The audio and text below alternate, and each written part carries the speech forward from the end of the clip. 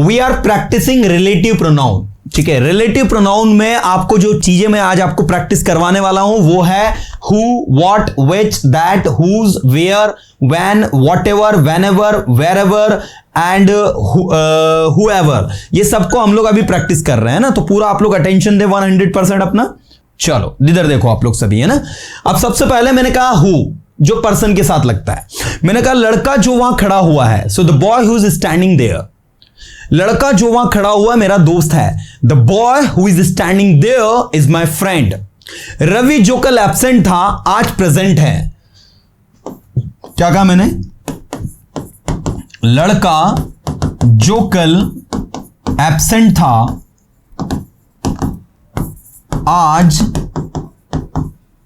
Present है। बताइए इसकी इंग्लिश क्या होगी? द बॉय, मैंने रवि बोला था पहले, तो रवि लिख सकते हो कि रवि जो कल एब्सेंट था आज प्रेजेंट है, तो the boy who was absent yesterday, वो आज प्रेजेंट है, इज प्रेजेंट टुडे। ये रहा आपका sentence. The boy who was absent yesterday is present today. Kishan जो आपके साथ है वो मेरा दोस्त है। Kishan the boy who is with you is my friend. Kishan who is with you is my friend. Rohan और सोहन जो भाई भाई है मेरे दोस्त हैं। Rohan and Sohan who are brothers, who are real brothers, are my friends. You know, Kishan और दिशा जो ट्विंस हैं मेरे क्लासमेट है। Kishan and Disha who are twins are my classmates. तो इस तरीके से हु आपका यूज होता है जो कि पर्सन के साथ जो के मीनिंग में जाता है, जिसको लेकर बिल्कुल भी आपको कंफ्यूज नहीं होना है। मैंने कहा उस लड़के को बुलाओ जो वहां बैठा हुआ है। बताइए क्या बनेगा इंग्लिश में? उस लड़के को बुलाओ जो वहां बैठा हुआ है। Call the boy who is sitting there. बैठा हुआ है ना, आईएनजी लगेगा ना, याद रखना। Call the boy who is sitting there. तो आपने कहा सर वो लड़का तो चला गया जो यहां बैठा हुआ था, तो आप क्या कहोगे? Sir the boy who was sitting here, the boy who was sitting here has gone.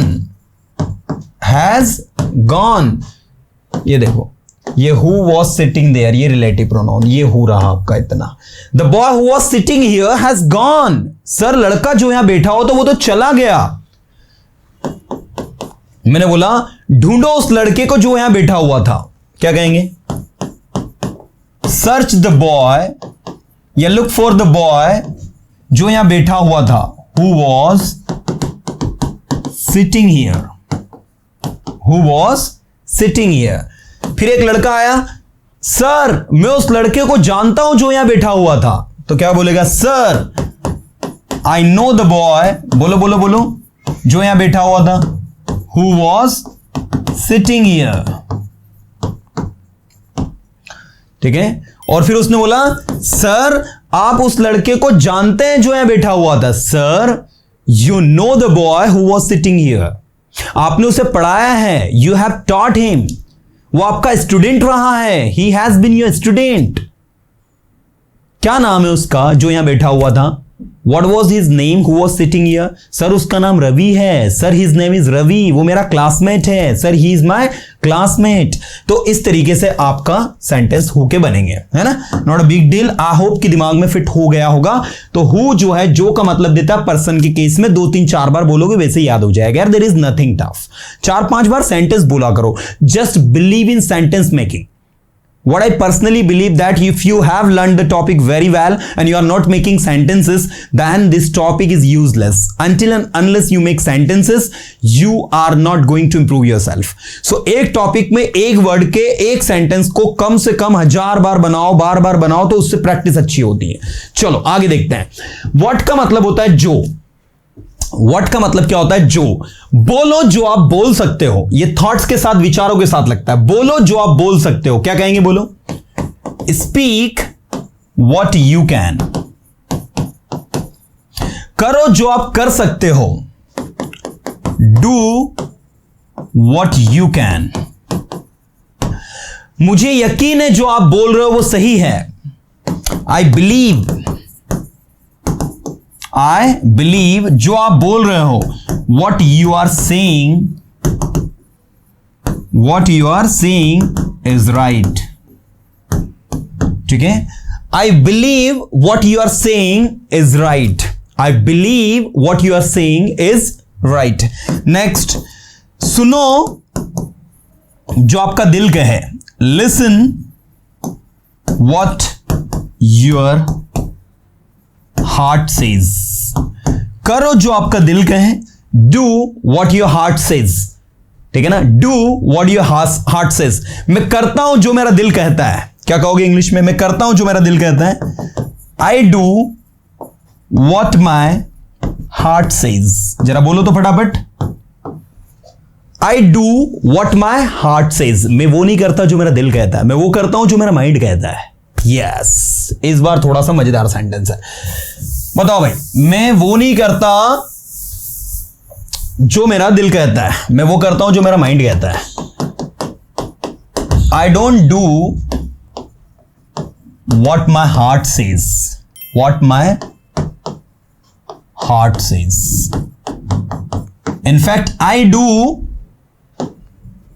what my mind says. Okay, such a clever guy you are.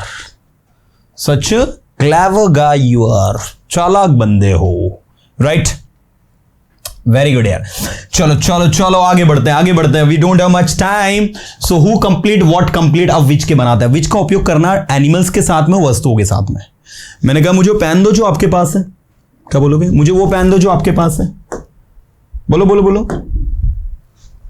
मुझे वो पेन दो जो आपके पास है. गिव मी द पेन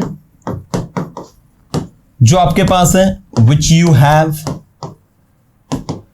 ठीक है, give me the pen which you have. Car जो आपके पास है, वो मेरे पास पिछले साल थी. The car which you have now I had last year. I had last year मतलब वो कार मेरे पास थी पिछले साल. तो ये रहा विच. मैंने कहा कुत्ता जो भौंक रहा था वो अब नहीं भौंक रहा है. The dog which was barking, no, it's not barking. It's not barking. तो इस तरीके से चलेगा. किताब जो आपके पास है वो मेरी है. The book which you have is mine. ये लो भाई. बुक जो आपके पास है वो किसकी है? मेरी है. तो the book which you have is mine. किताब जो आपके पास है वो मेरी है. So the book which you have is mine. This is the way to practise dear students. तो ऐसे आपको प्रैक्टिस करना है, ऐसे आपको समझना है. चलो अब मुझे जरा फटाफट बताओ कि क्या आपको हु, व्हाट और विच तीनों दिमाग के अंदर फिट हो गए. अगर ये तीनों फिट हो गए तो दैट को वहां फिट कर देना जहां पर भी सभी जगह लग जाता है. ये विच के स्थान पर भी, व्हाट के स्थान पर भी और हु के स्थान पर भी. अगर आपके सेंटेंस के अंदर ओनली आ रहा है, द सेम आ रहा है, सच आ रहा है, एवरीथिंग आ रहा है, समथिंग आ रहा है, नथिंग आ रहा है, अगर इस तरीके के वर्ड आपके सेंटेंस के अंदर देखने को आपको मिलेंगे, so this is very important dear students कि आपको वहां पर दैट का उपयोग करना पड़ेगा. ये बिल्कुल अपने दिमाग के अंदर फिट कर लेना. चलो अपने दिमाग के अंदर इस चीज को फिट कर लेना. जैसे मैंने कहा यह इकलौती ऐसी बुक है जो मैंने पढ़ी है. This is the only book blank I read fully, जिसको मैंने पूरी तरह से पढ़ा है. This is the only book blank I read fully. बताइए क्या होना चाहिए इसमें? This is the only book. ये द ओनली बुक दैट लगेगा, यहां विच नहीं लगेगा. ठीक है, दिस इज द ओनली, क्योंकि द ओनली आ रहा है, that is why. So this is the only book that I read fully. इकलौती ऐसी किताब है जो मैंने पूरी तरह से पढ़ी है, जिसको पूरा पढ़ा है मैंने, है ना. ऐसा चलो ये चार अगर आपको क्लियर हो गए ना, तो इसके नीचे के बहुत आसान है, क्योंकि 4 ही स्टूडेंट को सबसे ज्यादा दिक्कत देते हैं। इसके बाद है हुज। हुज मतलब होता है जिसका। मैंने कहा रवि जिसका ये घर है, रवि जिसका ये घर है मेरा दोस्त है। क्या बोलोगे? Ravi whose house is this, whose house this is my friend। Ravi के बदले आप यहां पर द बॉय भी कर सकते हैं, the boy whose house is this is my friend। Kishan जिसके पापा आर्मी में है मेरा दोस्त है। किशन जिसके पापा आर्मी में है, whose father is in defense या whose father is in army, is in Indian army, ठीक है, is my best friend, is my best friend. अब देखो यहां Kishan whose father is in army, तो हुज का मतलब यहां क्या निकल रहा है? जिसके। फादर मतलब पिता, हु नहीं लगा सकते आप। अब कल को आपका टेस्ट हो, टेस्ट में ऐसा क्वेश्चन यहां पर पूछ ले, इसको हटा दे, यहां पर आपको खाली जगह दे दे, और ऑप्शन में आपको क्या क्या दे दे? ऑप्शन में आपको दे दे who, whom, whose, that, which, what, और आपसे कहा है कि use the correct relative pronoun. Correct relative pronoun लगाओ। तो आप देखना कि भाई हु फादर थोड़ी होता, who father is in army तो होता ही नहीं है ना। हुम फादर भी नहीं होता है, हुज फादर हो सकता है। तो ऐसे आपको अंडरस्टूड मतलब लाइक समझना पड़ेगा कि कौन सी सिचुएशन सही है ना, तब जाकर आप उसको सही आंसर कर पाते हो। नहीं तो होता क्या है कि हम लोग गलती कर बैठते हैं। चलो कोई बात नहीं, ज्यादा लोड नहीं लेना, आ जाएगा सबको समझ में। तो हुज बुक, रवि जिसकी किताब है मेरा दोस्त है। Ravi whose book this is my friend.